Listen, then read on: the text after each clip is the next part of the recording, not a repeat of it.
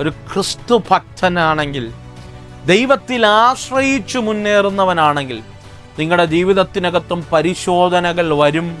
പരിശോധനകൾ നമ്മെ തകർക്കാനുള്ളതല്ല, പരിശോധനകൾ നാം ജയിപ്പാനുള്ളതാണ്.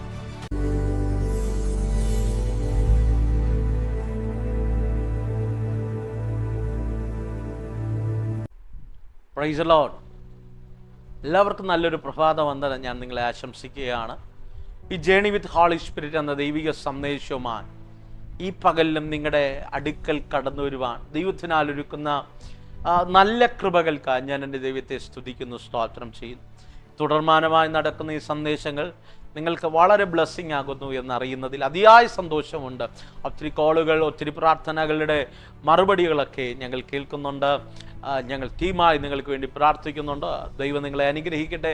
ഈ പ്രഭാതത്തിൽ ദൈവാത്മാവ് എൻ്റെ ഹൃദയത്തിനകത്ത് തന്നൊരു ചെറിയ സന്ദേശം ഞാൻ നിങ്ങളോട് കൈമാറാൻ ആഗ്രഹിക്കുകയാണ്. വളരെ പ്രാർത്ഥനയോടെ നമുക്ക് ദൈവവചനത്തിലേക്ക് അടുത്തു വരാം.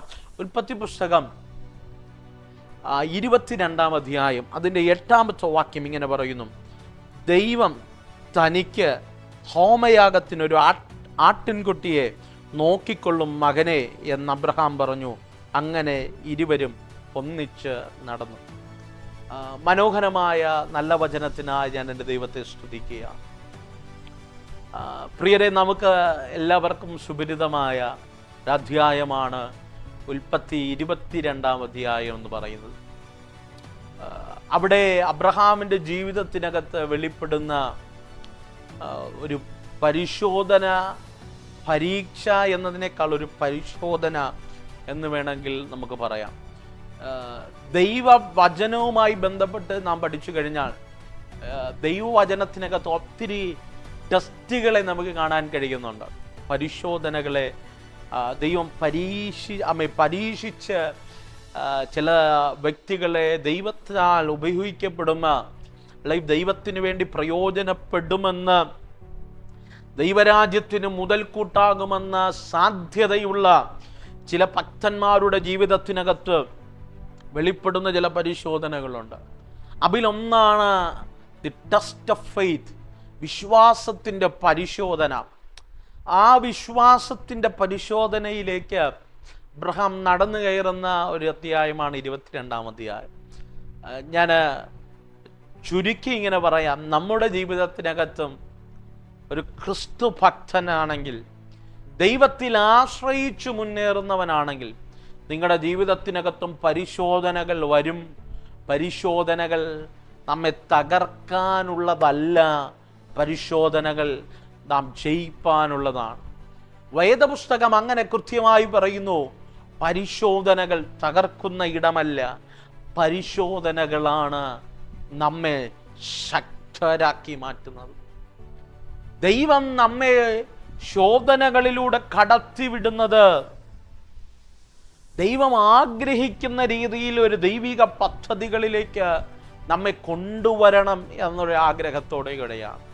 ഈ പകൽക്കാലം ആർക്കുമില്ലാത്ത ശോധനകൾ, ആരും അനുഭവിച്ചിട്ടില്ലാത്ത കാഠിന്യമായ തീയുടെ അനുഭവങ്ങൾ നിറഞ്ഞ പൊള്ളുന്ന രീതിയിലുള്ള, ഒരിക്കലും ഒരു ശമനം ലഭിക്കാതെ നാളുകളായി, ചില മാസങ്ങളായി, ചില വർഷങ്ങളായി ഒന്നുമാറി പ്രതിസന്ധികൾ, പ്രതികൂലങ്ങൾ, ഇതെല്ലാം നിന്നെ തകർക്കുമോ എന്ന് പോലും നീ ഭയപ്പെടുന്നുണ്ട് എങ്കിൽ ഈ പകൽക്കാലം ഈ പരിശോധനകളെ ജയിപ്പാൻ, ഈ പ്രതിസന്ധികളെ ജയിപ്പാൻ നിന്റെ ജീവിതത്തിനകത്ത് വേണ്ട ഏറ്റവും പ്രധാനപ്പെട്ട ഒരു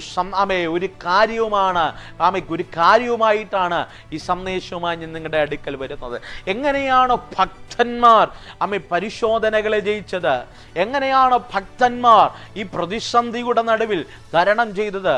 എവിടെയൊക്കെയാണ് ചില വ്യക്തികൾ പരിശോധനയുടെ നടുവിൽ പരാജയപ്പെട്ടു പോയത്? പരിശോധനകളുടെ നടുവിൽ വീണുപോയത്.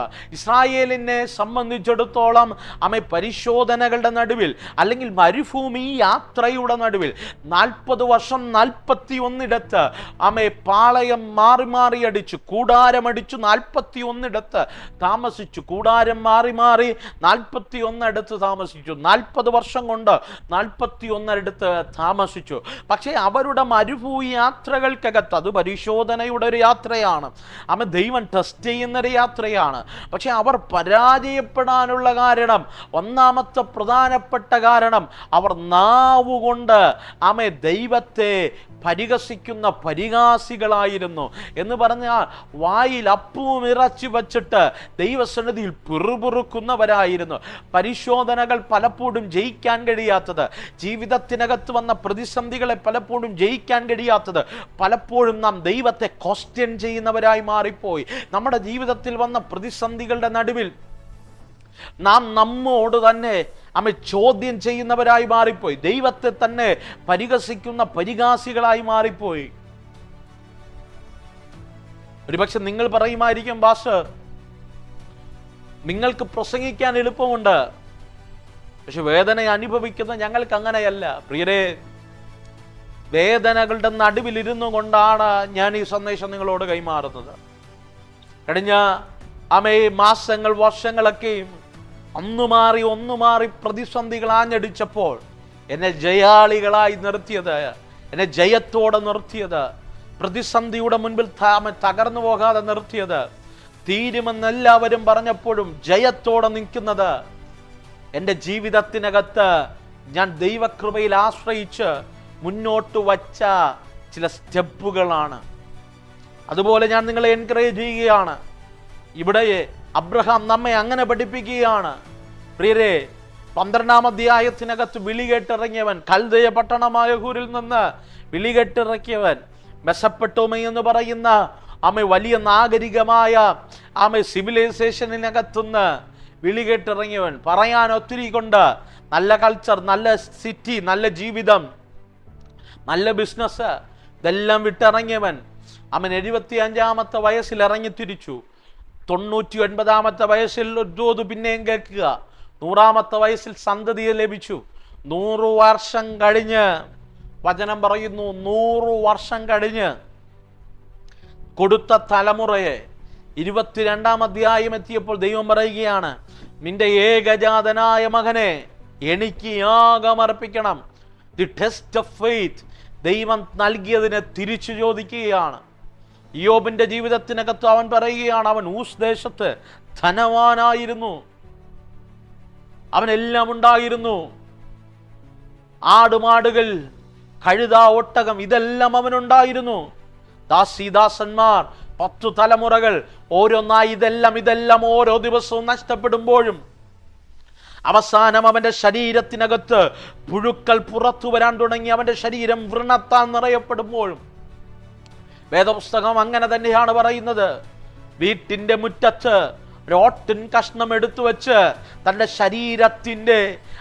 ശരീരത്തിൻ്റെ വേദന അവൻ മാറ്റുന്ന സമയത്ത് തൻ്റെ ഭാര്യ വന്നിട്ട് ചോദിക്കുകയാണ്, യോബേ, നീ എന്തിനാ ഭക്തിയെ മുറുകെ പിടിച്ചിരിക്കുന്നേ? അവന്റെ ജീവിതത്തിനകത്ത് ടെസ്റ്റ് ഓഫ് ഫെയ്ത്ത്, അവൻ ഭക്തനായിരിക്കുന്നത് സാത്താൻ പരീക്ഷിച്ചു നോക്കാമെന്നതാണ്.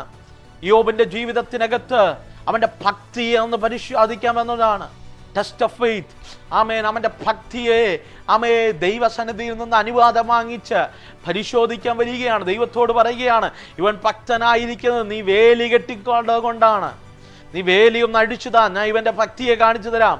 അതേ പദം അവന്റെ ഭാര്യ വന്നിട്ട് പറയുക, നീ ഇനി ഭക്തനായിരിക്കുന്നതിന് നീ നിന്റെ ദൈവത്തെ ത്യജിച്ചിട്ട് പോയി ചത്തുകളയ എന്ന് പറയുമ്പോൾ യോബ് പറയുന്നൊരു മറുപടി ഉണ്ട്, ദൈവം തന്നു, ദൈവം എടുത്തു, ദൈവത്തിന്റെ നാമം വാഴ്ത്തപ്പെടട്ടെ. പ്രിയരെ, ആർക്കും നിന്റെ വേദന അറിഞ്ഞില്ലേലും, ആരും നിന്റെ വിഷമം അറിഞ്ഞില്ലേലും, ആർക്കും ശബരബലഘടക നിന്റെ കണ്ണുനീർ കണ്ടില്ലേലും. കഴിഞ്ഞ ഞായറാഴ്ച ഒരു മാതാവ് ഞങ്ങൾ ട്രിവാൻഡ്രത്തുള്ള ചർച്ചിനകത്ത് അവർ കടന്നു വന്നിട്ട് അവസാനം മീറ്റിംഗ് കഴിഞ്ഞപ്പോൾ എൻ്റെ അടുക്കൽ വന്ന് പ്രാർത്ഥിക്കാനിരുന്നപ്പോൾ ഒരു ദൂത് പറഞ്ഞപ്പോൾ ആ മാതാവ് പൊട്ടിക്കരയുകയാണ്. എന്നോട് പറഞ്ഞു, ഒരു വർഷം പറഞ്ഞു. അപ്പോൾ അവർ വിങ്ങിപ്പൊട്ടിയിട്ട് ചങ്ക് പൊട്ടിക്കരയാണ്. അവർ പറയുന്നത് എങ്ങനെയാണ്? പക്ഷേ ആ വർഷത്തിൽ എൻ്റെ കുഞ്ഞ് 23-ാമത്തെ വയസ്സിൽ ഈ ലോകത്തുനിന്ന് മാറ്റപ്പെട്ടു. എനിക്കുണ്ടായിരുന്ന ഏക ആൺതരി, എനിക്കുണ്ടായിരുന്ന ഏക ആൺതലമുറ ഈ ലോകത്തുനിന്ന് നഷ്ടപ്പെട്ടു. എൻ്റെ സമനില തെറ്റി. എന്ത് ചെയ്യണമെന്നറിയില്ല. എല്ലാം നഷ്ടപ്പെട്ടു. ആ മാതാവിൻ്റെ കണ്ണുനീർ കണ്ടപ്പോൾ എൻ്റെ ഹൃദയം വിങ്ങിപ്പൊട്ടി. ഞാൻ തിരിച്ച് മീറ്റിംഗ് കഴിഞ്ഞ് ഡ്രൈവ് ചെയ്യുമ്പോഴും എൻ്റെ ചിന്ത അതായിരുന്നു.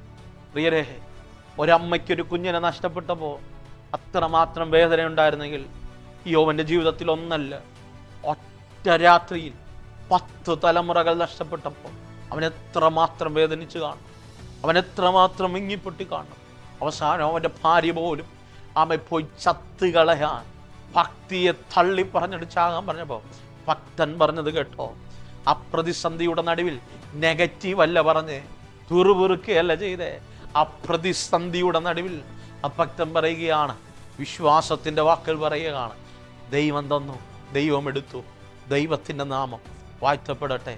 പ്രിയരെ, നിന്നെ ഭയപ്പെടുത്തി, നിന്നെ വേദനിപ്പിച്ച്, നിന്റെ വീട്ടിനകത്ത് പ്രതിസന്ധികളിട്ട്, ഇതുവരെ ഇല്ലാത്ത വെല്ലുവിളികൾ, ഇതുവരെ ഇല്ലാത്ത പോരാട്ടമിട്ട് ശത്രു പതിയിരിക്കുന്നത് നിന്റെ വായ്ക്കകത്തുനിന്ന്, നിന്റെ നാവിനകത്തുനിന്ന് ദൈവത്തെ തള്ളിപ്പറയുന്ന, ദൈവസഭയെ തള്ളിപ്പറയുന്ന, അഭിഷിക്തന്മാരെ തള്ളിപ്പറയുന്ന, ദൈവിക ബന്ധത്തെ മുറിച്ചു മാറ്റുന്ന ചില പദങ്ങൾ നിന്റെ നാവിനകത്തുനിന്ന് പുറത്തു വരാനാ ശത്രു കാത്തിരിക്കുന്നത്. അതിൻ്റെ നടുവിൽ ഈ പകൽക്കാലം ഈ പരിശോധന ജയിക്കണോ, ഈ പ്രതിസന്ധിയെ ജയിക്കണോ, ഈ പ്രതികൂലത്തെ ജയിക്കണോ, ഈ പകൽക്കാലം ജയിക്കണമെങ്കിൽ വിശ്വാസത്തിൻ്റെ വാക്ക് പറ. ദൈവം തന്നതല്ലാതെ ദൈവം ഒന്നും എൻ്റെ ജീവിതത്തിനകത്ത് തിരിഞ്ഞെടുത്തില്ല. ഞാൻ ചോദിച്ചിട്ടല്ല അവൻ ഇതൊന്നും തന്നത്, അർഹതയില്ലാതെ തന്നതാണ്. ദൈവത്തിൻ്റെ സമയമായപ്പോൾ തിരിച്ചെടുത്തു. സത്യമാണ്. അതുകൊണ്ട് ഞാൻ ദൈവത്തെ ചോദിച്ച് ചെയ്യാനില്ല. എനിക്കറിയാം നഷ്ടപ്പെട്ടതിലും ഇരട്ടിയായി തരാൻ കഴിയുന്ന ഒരു ദൈവത്തെ. ഈ നിമിഷം അങ്ങനെ ഒന്ന് പറയാൻ കഴിയുമോ?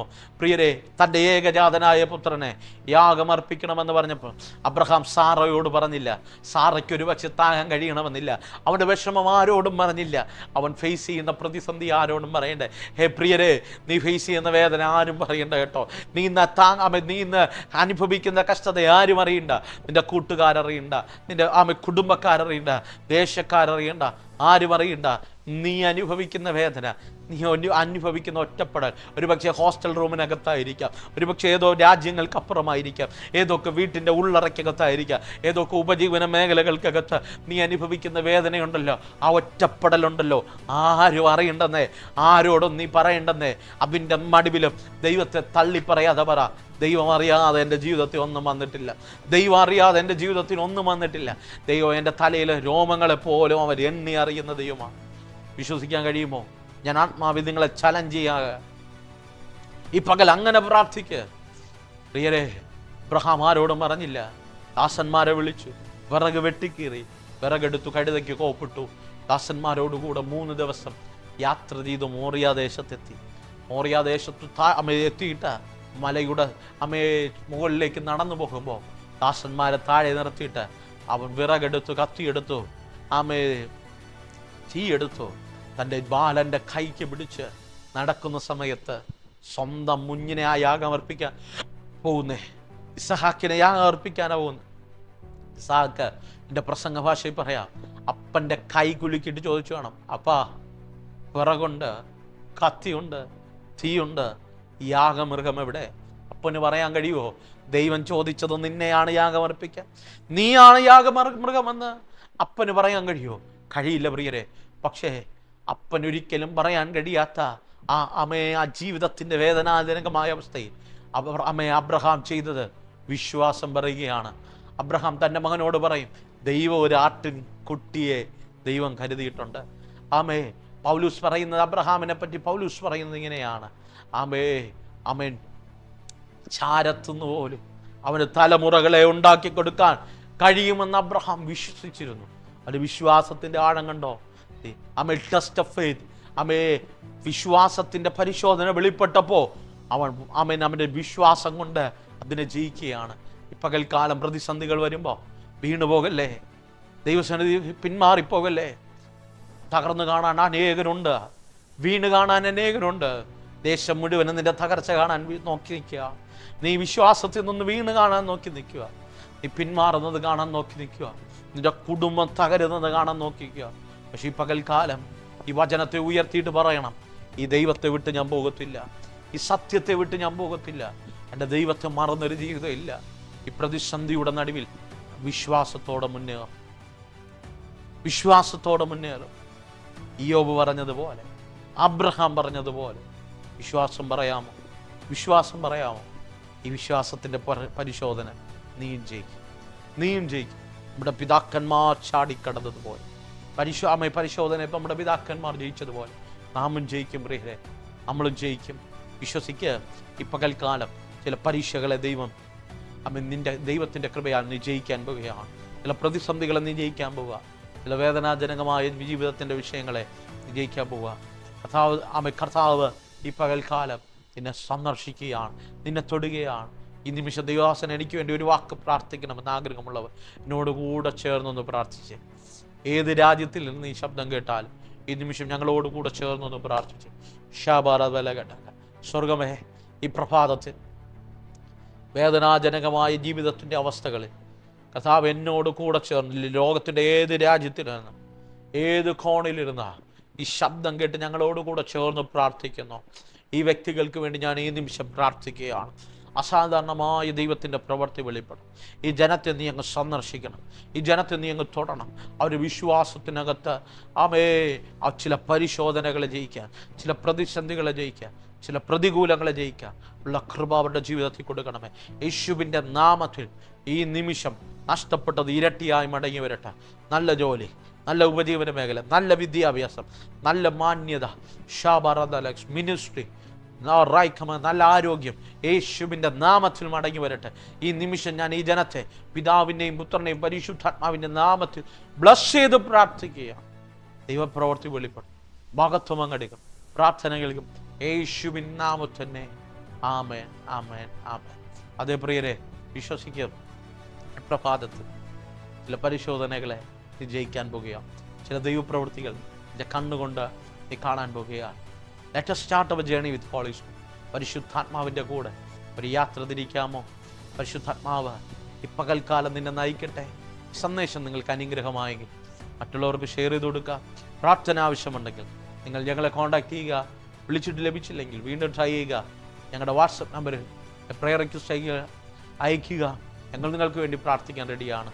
God bless you. God bless you. Amen.